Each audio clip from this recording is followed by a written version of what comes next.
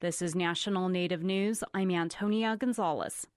As Election Day nears, there are more polling places on Nevada tribal lands. As Catherine Davis-Young reports, Native voters in some communities say they now have equal access to the polls for the first time. During the 2016 election, two Nevada Native American tribes, the Pyramid Lake Paiutes and the Walker River Paiutes, won a federal lawsuit to get voter registration sites and polling places on tribal lands. In this election, even more polling places will be available throughout Nevada's Native American communities.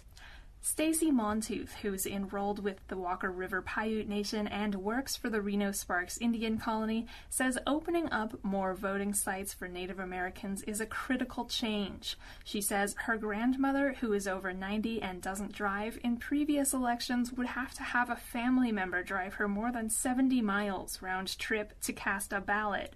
Montooth says that's a common story in Native American families. Part of the federal government's plan when they created reservations was to put our ancestors in isolated areas. So our relatives who are in Mawapa, our relatives that are in Fort McDermott, they really, really have a challenge. A survey by the Claremont Graduate University showed that in the 2016 election, Native American communities in Nevada, which had polling places on tribal lands, saw voter turnout up to 24% higher than those that didn't.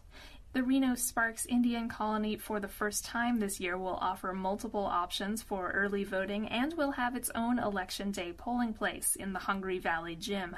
Montooth calls this history in the making. Nevada is home to more than 30,000 Native Americans and more than 20 federally recognized tribes. I'm Catherine Davis-Young. A documentary filmmaker is planning a story on the life of South Dakota girls basketball legend Sue Ann Big Crow. He hopes to show the legacy Big Crow has left on the Pine Ridge Reservation. South Dakota Public Broadcasting's Gary Ellenbolt reports. Sue Ann Big Crow was one of the most dominant players in state history. She died in a car crash on the way to an awards banquet. The filmmaker, Chris Kazor, says he's impressed with what Big Crow means to the Pine Ridge Indian Reservation. Sue Ann basically is a representation of hope to the reservation and to young females around the world. And we feel that this story, given the political climate of everything, could be helpful to society in that we can have individual people making real change and positive change. In addition to looking at Big Crow's life and accomplishments, Kazor is putting together an ambitious filming schedule over the next several months. This is a feature documentary about Sue Ann, about all the family members and the modern reservation who does remember her and is guided by her.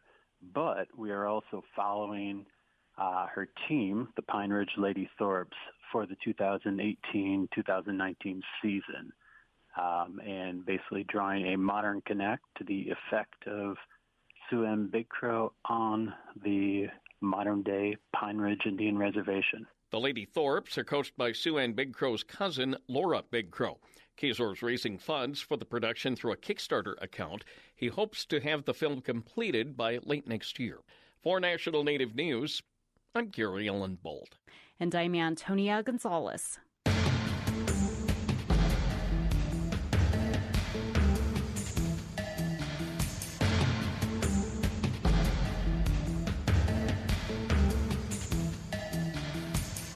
National Native News is produced at the Annenberg National Native Voice Studios by Kawanak Broadcast Corporation. Funding is by Odawi Law Group, provider of Indian Law Solutions, and by the Corporation for Public Broadcasting, with support from the Public Radio Satellite System.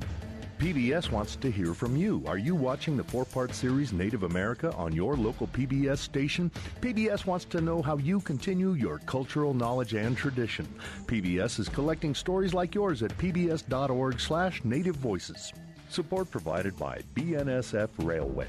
BNSF is proud to be a gold-level memorial donor for the creation of the National Native American Veterans Memorial in Washington, D.C. More at americanindian.si.edu. Native Voice One, the Native American Radio Network.